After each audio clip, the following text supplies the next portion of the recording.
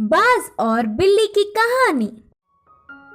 एक जंगल में एक बड़ा सा बरगद का पेड़ था। उस पेड़ के छाल में एक बूढ़ा बाज रहता था। वह बाज अंधा था, इसके कारण वह कहीं बाहर नहीं जा पाता। उस पेड़ पे बहुत सारे पंछी भी घोंसला बनाकर अपने बच्चों के साथ रहते थे। वह पंछियां पूरा दिन भोजन ढूंढने में लग जाते। यह बूढ़ा बाज पंछियों के बाहर जाने पर उनकी बच्चों को अच्छे अच्छे कहानियां बोलते हुए ध्यान रखता। शाम को घर लौटने वाले पंछी उनके लाए हुए भोजन में थोड़ा सा बाज को भी देते। ऐसे समय बीतता गया। एक दिन वहाँ से गुजरता हुआ एक बिल्ली पेड़ पे खेल रहे पंछियों के बच्चों को देखा। आहा, बच्चे बहुत नरम हैं। इनका मांस तो बहुत ही अच्छा होगा। इतने स्वादिष्ट खाने को मैं अपने सामने रखकर पूरा जंगल घूमता रहा। सोचकर उन्हें खाने उस पेड़ पर चढ़ गया। उस बिल्ली को देख सारे पंछियों के बच्चे डर के चिल्लाने लगे। वह आवाजें सुनकर बाज शाल से बाहर आकर कौन है वो करके गुस्से में चिल्लाया। उस चिल्लाहट सुनते ही बिल्ली के ऊपर के प्राण ऊपर ही गए। उधर उन बच्चों के अलावा कोई नहीं सोचकर पेड़ चढ़ गया था। पर अब बाज को देख कांपने लगी। बचने के लिए उसे कोई रास्ता नहीं दिखा। जो होगा सो होगा सोचकर साहस करके कहा, हाँ, मैं एक बिल्ली हूँ। आपके आज्ञा के बिना इस पेड़ पर चढ़ के आने के लिए माफी चाहता हूँ। तब तुरंत बाज, क्या तुम बिल्ली हो? पहले इस पेड़ से उतरकर चले जाओ, नहीं तो तुम्हारे प्राण ले लूंगा, बोलकर चेतावनी दी। हाँ, पर अब गुस्सा ना हो। मेरा जन्म बिल्ली जात का होने पर भी उस जात के लक्षण नहीं आए। मैं मांस नहीं खाता, ऊपर से ब्राह्मण हूँ। इस जंगल के पंछी जानवर तुम सब बहुत ही अच्छे हैं करके तुम्हारे लिए अच्छा ही सुनकर तुमसे दोस्ती करने के लिए आया हूँ। बिल्ली ने बहुत ही होशियारी से कहा। बिल्ली के बातें सुनकर बाज बहुत खुश हुआ। इससे बिल्ली बाज की और तारीफ करने लगी। उस दिन से दोनों अच्छे दोस्त भी बन गए। तब से हर दिन वह बिल्ली पंछियों के ना होने के समय पर बाज के पास आकर 1 घंटा बातें करके चली जाती। बिल्ली के मीठे मीठे बातों से पंछियों के बच्चे उससे अच्छे से मिल गए। ऐसे कुछ दिन बीत गए। फिर मौका देख हाथ आए हुए हर एक बच्चे को खाना शुरू कर दिया। बिल्ली खाने के बाद बिना किसी को दिखे उन बच्चों के हड्डियों को बाज के रहने वाले चाल में फेंक दिया। आगे आगे पेड़ पे रहने वाले पंछी अपने बच्चों को गायब होता देख वह सब एक दिन इकट्ठा होकर बाज के पास आकर अपने बच्चों के गायब होने वाले खबर पूछे।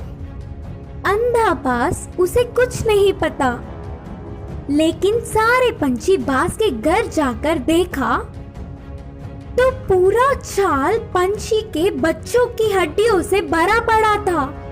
बिल्ली के बारे में ना कुछ जाने बिना सारे पंछी बाज ही उनके बच्चों को मारकर खाया होगा सोचकर उस बूढ़े बाज को अपने नुकीले चोंचों से वार कर करके मार दिया। करके पीड़ित होते हुए बाज ने अपने प्राण छोड़े। इस कहानी की शिक्षा है कि जन्मजात के लक्षण मरने से भी नहीं मिटते। कुएं में हीरे का कंगन। एक गांव में रामू नाम का एक लड़का रहा करता था। एक दिन जब उसकी माँ घर साफ कर रही थी तब उसे एक पुराने जमाने का सोने का कड़ा मिला। वो उसे अपने हाथ में लेकर कहने लगा, माँ, मुझे ये कड़ा एक दिन के लिए पहनने को दो ना।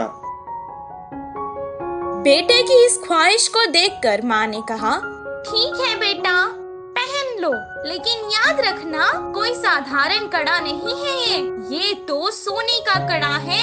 आज इसे पहन लो और कल तुम्हारे पिता को बिना बताए हम इसे वापस अलमारी में रख देंगे। जैसे ही इसकी माँ ने कहा वो तुरंत कड़े को पहन के सारा गांव घूमने लगा। रात में भी उसने उस कड़े को खुद से दूर नहीं किया और अपने पास ही रखकर सुकून से सो गया। उस रात उसके गांव में चोर घुस आए और जिसके घर से उन्हें जो कुछ मिलता था, जैसे पैसे, जेवर, सोना, सब उठाकर ले जाते थे। सुबह जब उसके गांव वालों को पता चला कि उनकी सभी मूल्य चीजें चोरी हो चुकी हैं, वो सब शोर मचाने लगे। कितना ढूंढने पर भी चोर का पता नहीं चला।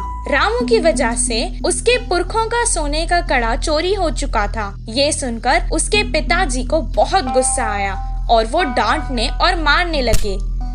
कुछ देर बाद उसने कहा, वो कोई खिलौना नहीं था जो तुमने खो दिया, वो मेरे पुरखों की निशानी थी। अब दोबारा मुझे अपनी सूरत नहीं दिखाना, निकल जाओ यहाँ से। बेटे को कड़ा देने के लिए वो अब अपनी पत्नी को भी डांटने लगा। वहीं रामू अपने पिता से मार खाकर बहुत दुखी होकर घर से रोते रोते निकल गया।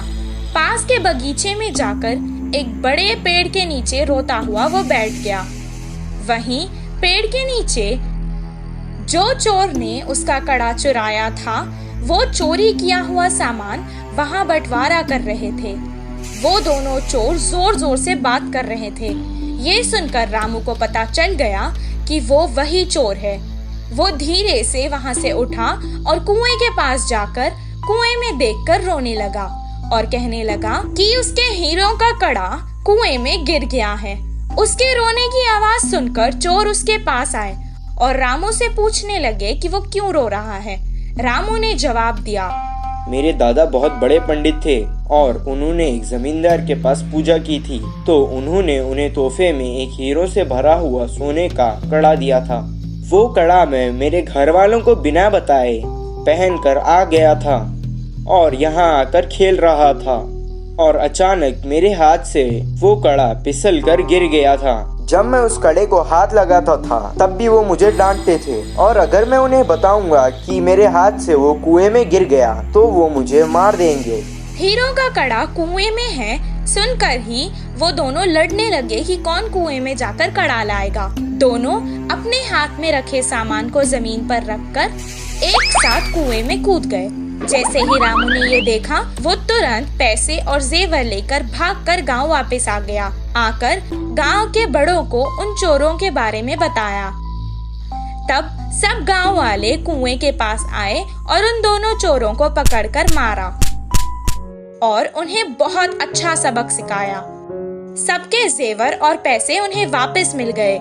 रामू और उसके परिवार को उनका पुश्तैनी कड़ा वापस भी मिल गया था और रामू की होशियारी की वजह से रामू को खूब शाबाशी भी मिली। इस कहानी से हमें ये शिक्षा मिलती है कि समय पर चतुराई दिखाने से मुश्किल समस्या भी टल सकती है। पछताने वाला मोर। एक जंगल में कौवा पंछी बहुत अच्छे मित्र थे। वे एक दूसरों की मुश्किलों में मदद करते थे।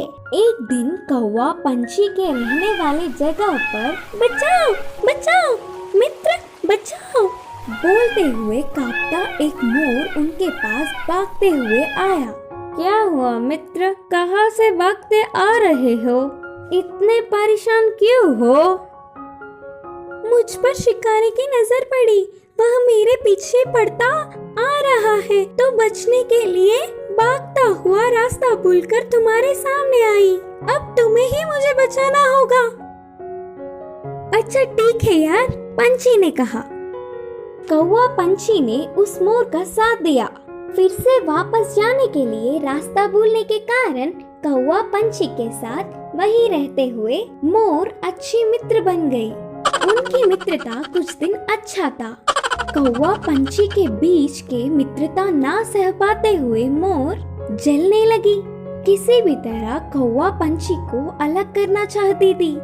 एक दिन कौवा भोजन के लिए बाहर जाने के समय पर मोर ने पंछी से कहा, मित्र तुम कौवे से इतना ज्यादा मित्रता बढ़ाकर बहुत ही नजदीक रह रहे हो।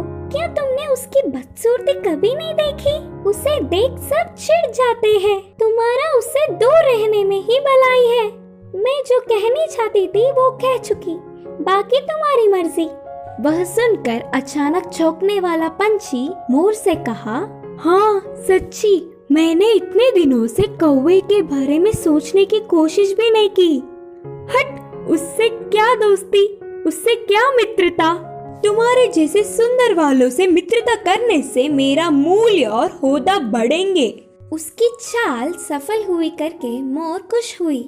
आगे आगे मोर पंछी के व्यवहार में परिवर्तन देख कौवा उन्हें उसे दूर करने की बुरी सोच को समझी।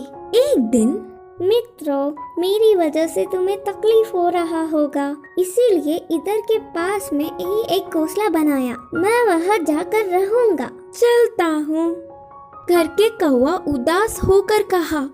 वह अपने आप जा रहा है करके बोलने पर मन ही मन बहुत खुश होकर, अच्छा, अब तुम्हारी मर्जी मित्र, मोर और पंछी ने कहा। मोर और पंछी कौवे का भला टली करके खुशी मनाने लगे। ऐसे समय बीतता गया। पुराने मित्रों को छोड़ के आए हुए बहुत दिन होने से कौवे को उन्हें देखने की इच्छा जागी। पुरानी जगह पर उड़ता हुआ आया।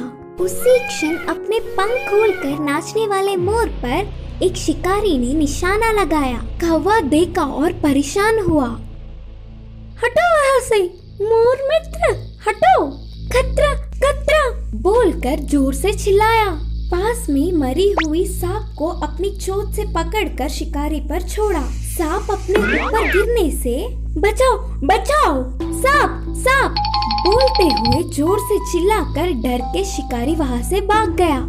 यह सब देखकर मोर के होश उड़ गए। भागते हुए आकर कौवे की चरणों पर गिरी और रोते हुए कहा, माफ कर दो मित्र, सुंदरता के घमंड में मैं मेरे मुश्किल समय में मदद करने वाले तुम्हें धोखा दिया, लेकिन तुमने मेरे प्राण बचाए। तुम्हारा कर्ज कैसे भुगतान करूं? तब कौवे ने कहा, पछतावे से बड़ी कोई सजा नहीं, मैंने तुम्हें पूरे दिल से माफ किया। तभी आई हुई पंछी पूरी बात जानकर दुखी होकर अपनी की हुई गलती पर शर्मिंदा होकर सिर झुकाया। फिर तब से कौवा, पंछी, मोर हमेशा की तरह अच्छे मित्र जैसे रहने लगे। इस कहानी की शिक्षा है कि अपने भूलों को भी भुलाने वाला ही सच्चा मित्र होता है।